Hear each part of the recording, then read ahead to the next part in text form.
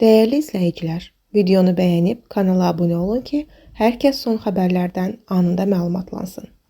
Kiberdələduzlar indi də Ramazan ayı kampaniyası adı ilə vətəndaşları aldadırlar.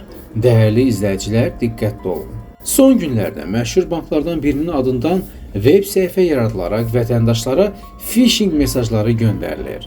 SMS bölməsində Ramazan və Novruz bayramları öncəsi yaxşı şərtlə pul vəsaiti, həmçinin hədiyyələr təklif olunur.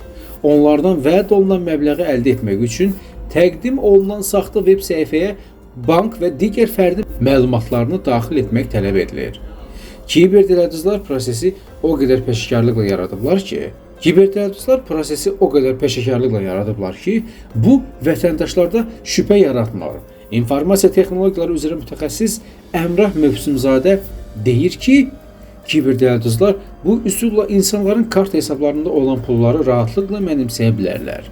Mütəxəssis hər hansı şirkət və ya qurum adından belə məlumatlar aldıqdan öncə həmin müəssisə ilə əlaqə saxlayaraq və yaxud qurumun rəsmi saytına daxil olaraq məlumatın düzgünlüyündən əmin olmağı məsləhət görür.